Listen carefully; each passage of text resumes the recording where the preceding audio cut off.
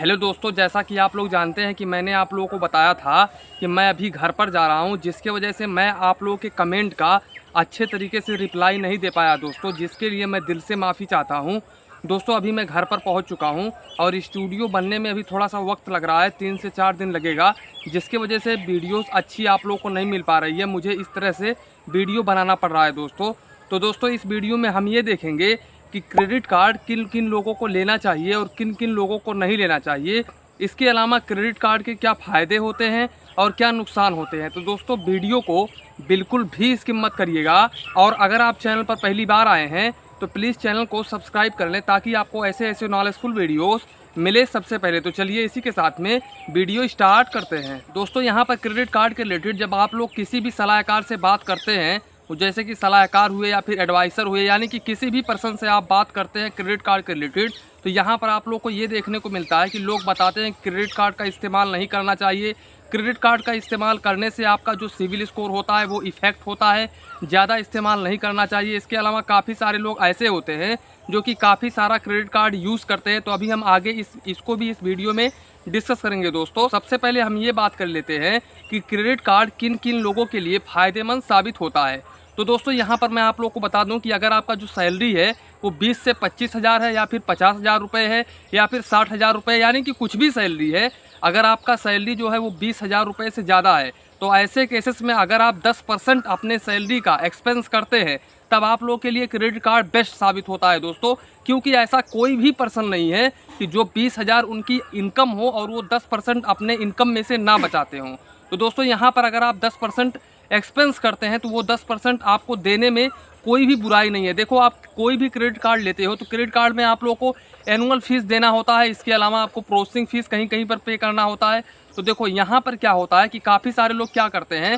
कि 1 2 3 4 5 6 credit card ले लेते हैं। अब क्रेडिट कार्ड लेने के बाद में क्या करेंगे, भैया मेरे पास में क्रेडिट कार्ड है, अब मुझे कोई भी प्रोडक्ट परचेस करना है, तो वो लोग क्या करेंगे कि जैसे अगर बाई चांस पैसे नहीं है, उनका सैलरी नहीं आया है, तो भैया क्रेडिट कार्ड है, लिमिट है 1 लाख का 2 लाख का, तो चलिए ले लेते हैं, अगले महीने में देखेंगे, देना होगा तो दूंगा, नहीं देना होगा तो फिर आगे देखेंगे क्या करना है। तो ऐसे केसेस में वो क्या करते हैं कि अपने लिमिट से ज़्यादा, जितना उनका लिमिट नहीं है, यानी कि जितना उनका सैलरी नहीं है, उससे ज़्यादा वो शॉपिंग कर लेते हैं, उस क्रेडिट कार्ड से कोई भी प्रोडक्ट को परचेस कर लेते हैं। और जब उस पेमेंट की बारी आती है दोस्तों, यहाँ पर मैं आप लोगों को बता दूँ कि 1 तारीख से लेकर के 10 तारीख के बीच में पेमेंट आता है, बिल जनरेट होता है क्रेडिट कार्ड का। लेकिन ज़्यादातर जो क्रेडिट कार्ड का बिल जनरेट होता है वो 1 तारीख को ही जनरेट होता है। तो यहाँ पर क्या करते हैं, लोगों के पास में पैसा नहीं होता है तो क्या करते हैं, अगर 5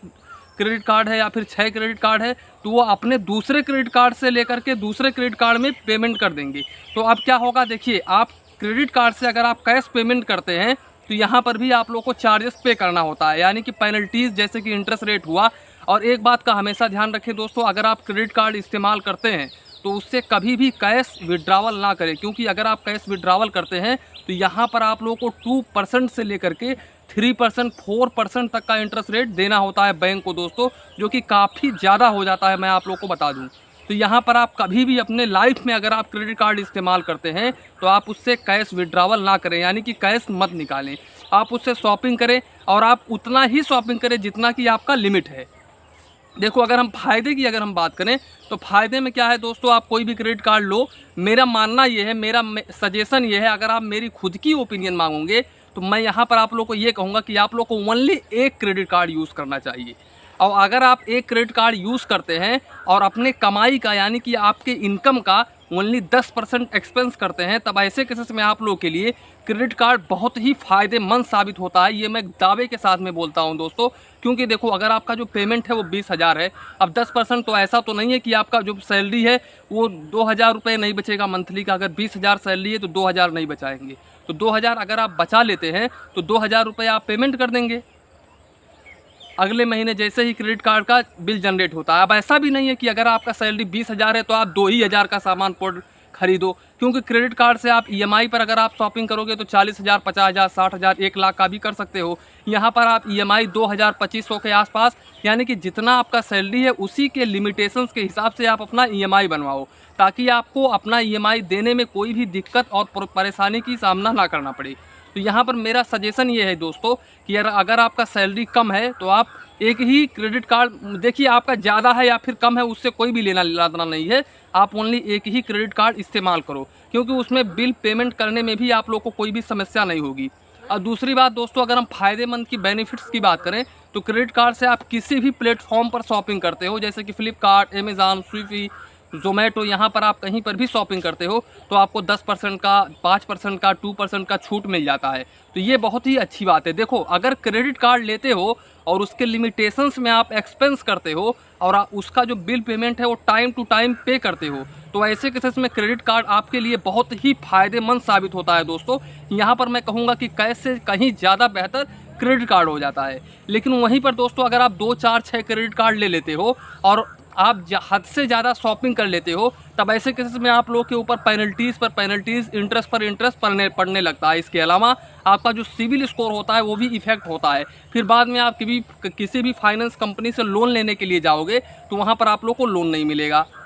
और किसी भी बैंक से जाओगे लोन लेने के लिए तो वहाँ पर भी लोन नहीं मिलेगा, क्योंकि वो आपकी गलती है, आपने टाइम से रीपेमेंट नहीं किया, जिसकी वजह से आपका सिविल जो है वो इफेक्ट हुआ। इसके अलावा आपको 25%, 35% यानी कि 3 महीने 4 महीने अगर आप क्रेडिट कार्ड का जो पेमेंट है वो ड्यू कर देते हैं तो आपको 25% तक का यहाँ पर इंटरेस्ट रेट देना पड़ सकता है दोस्तों। तो मैं यहाँ पर आप लोग को यही कहूँगा कि क्रेडिट कार्ड से कभी भी आप लोगों को कैश विड्रावल नहीं करना चाहिए दोस्तों। अब देखो, बात आती है यहाँ पर किन किन लोगों को क्रेडिट कार्ड लेना चाहिए। तो दोस्तों, जिनका भी सैलरी 15,000 रुपये से ऊपर है या फिर 10,000 रुपये से ऊपर है और वो अपने सैलरी में से 4,000, 5,000 बचाते हैं और वो ये सोचते हैं कि मैं 2,000, 2,500 महीने का एक्सपेंस कर पाऊँगा, यानी कि उनका जो एक्सपेंस है वो 2-2,500 रुपये है, वो ऑनलाइन शॉपिंग कर लेते हैं, तब ऐसे केसेस में उनके लिए क्रेडिट कार्ड बहुत ही फ़ायदेमंद साबित होता है अगर वो टाइम से रीपेमेंट करते हैं। तो दोस्तों, मैं यहाँ पर आप लोगों को कहूँगा कि आप लोगों को 3-4 क्रेडिट कार्ड नहीं लेना चाहिए, क्योंकि 3-4 क्रेडिट कार्ड लेने से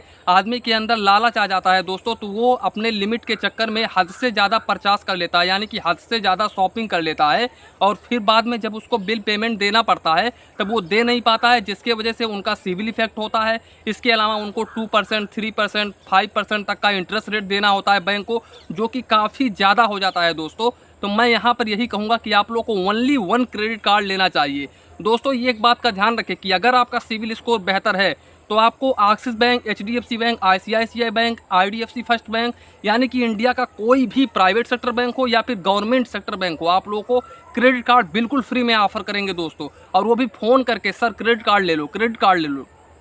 तो यहाँ पर आप लोगों को बिल्कुल भी ये गलती नहीं करनी है दोस्तों कि आप 4-5 क्रेडिट कार्ड ले लो, क्योंकि उससे आपका ही नुकसान है, किसी दूसरे का नुकसान नहीं है। भले ही आपको लिमिट कम मिल रहा है, लेकिन आप एक ही क्रेडिट कार्ड इस्तेमाल करें। इसके अलावा दोस्तों, क्रेडिट कार्ड अभी फ़ोन पे पर भी चल रहा है, गूगल पर भी चल रहा है। यहाँ पर RBI का न्यू गाइडलाइन आ गया है, आप यहाँ पर अपना जो क्रेडिट कार्ड है उसको यूज़ कर सकते हैं, बिल पेमेंट, रिचार्ज के लिए यूज़ कर सकते हैं, आप फ़ोनपे में रजिस्ट्रेशन कर सकते हैं, आप क्रेडिट कार्ड से भी आप पेमेंट कर सकते हैं, तो वो भी बहुत ही अच्छी बात है। तो देखो, अगर आप क्रेडिट कार्ड के लिमिट के हिसाब से क्रेडिट कार्ड से एक्सपेंस करते हो तो आपके लिए बहुत ही बेहतरीन साबित होता है दोस्तों। अदरवाइज़ अगर आप बिना मतलब के एक्सपेंस करते हो और आप उस मनी को, बिल पेमेंट को नहीं कर पाते हो टाइम से, अगर आप ज़्यादा एक्सपेंस करते हो और आपकी लिमिट उतनी नहीं है तो आप डूब जाओगे दलदल में। ये लोन का दलदल है, मैं आप लोग को बता दूं, ये लोन का दलदल है, इसमें बहुत ही बुरी तरीके से आप डूब जाओगे। तो दोस्तों, यही था आज का वीडियो, इसी के साथ में वीडियो समाप्त करते हैं। वीडियो पसंद आया हो तो प्लीज़ वीडियो को एक लाइक करिए और अपने चैनल फाइनेंस बैंकिंग को सब्सक्राइब करिए। मन में कुछ डाउट हो, कन्फ्यूजन हो तो प्लीज़ कमेंट करिए। धन्यवाद, मिलते हैं नेक्स्ट वीडियो में।